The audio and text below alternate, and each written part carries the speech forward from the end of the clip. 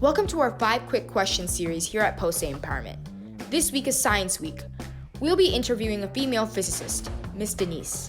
Come along and explore. Hi everybody, welcome to our YouTube channel at Posse Empowerment.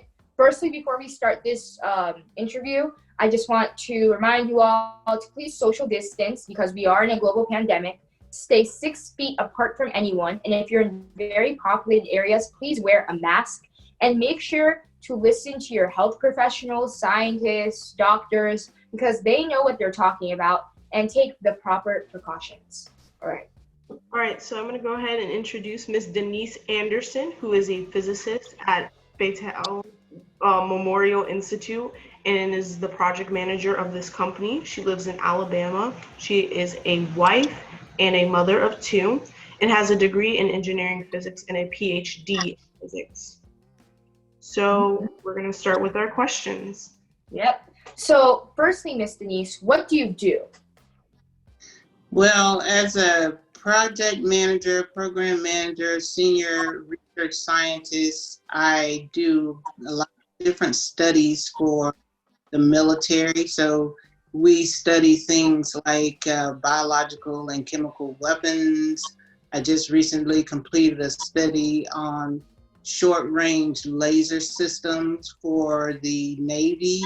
And all of these studies involve taking, sort of a lot of statistical analysis, in-depth analysis to help the military plot their strategies for the future about what they should invest their money in towards, for example, I gave the chemical, biological example, but it could be anything from medical personnel to how to stop traumatic bleeding, a lot of different topics that we cover in a year.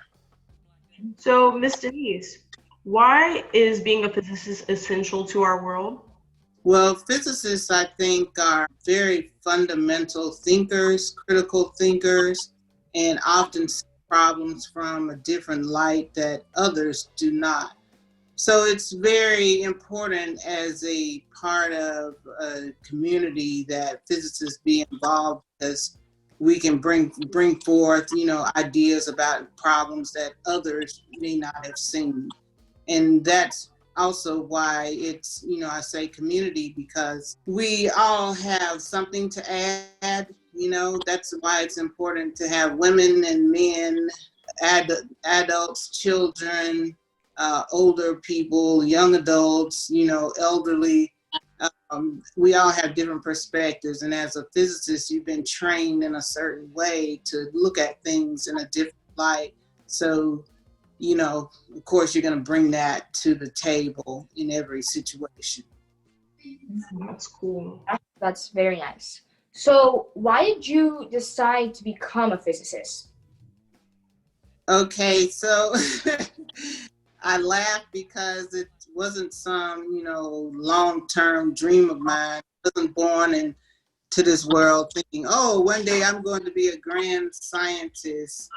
Actually, I in part became a physicist because of people that I met at the University of West Florida. The head of the physics department offered me an internship one day, and then that's how I got introduced to what physics really was and how important it was to society. And I thought, oh, here I can get a free scholarship and learn about this cool new stuff, involved in physics. And that's kind of how I got started, and I just stuck with it over time. And as I began to meet more and more women who were involved in physics, in all the various aspects that one can address in physics, it's just sort of this huge, wide field.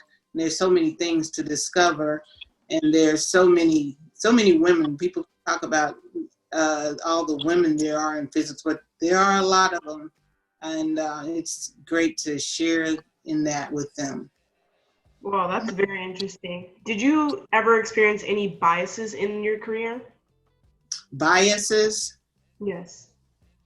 Sure. As an African American woman, certainly there were certainly times when I can say I've certainly been passed over for different things.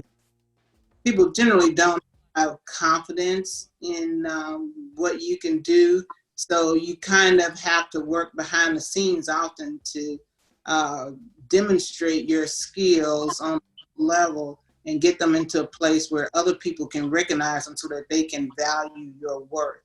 So that is part of, I think, what you girls probably have to deal with, maybe not as much as me and maybe not as much as our ancestors did, but at some point you have to, sort of let your work speak for you. Mm-hmm. Thank you. Thank you. Last question. So why do you think women should go in the field of STEM? STEM, science, technology, engineering, mathematics. Why do I think women? It kind of goes back to one of the earlier questions. Women offer a different perspective. Women have different challenges that other demographics do not. And so naturally, you're going to look at a problem in a different way. And some people might argue that women should go into STEM because we're largely, the smaller portion of the population in STEM. There's more women. It's a male-dominated area. And so I think that's one of the reasons as well. But, even aside from it being a male-dominated field, and aside from women offering a different perspective, I think it's also just a good field to, challenge yourselves. And as you girls are young women getting involved in STEM projects, it's going to be, very challenging, but it's important to challenge yourself. Well, thank you, Ms. Denise, for appearing for 5 quick questions, and thank you for giving us a background on your career as a physicist. This was definitely very informational.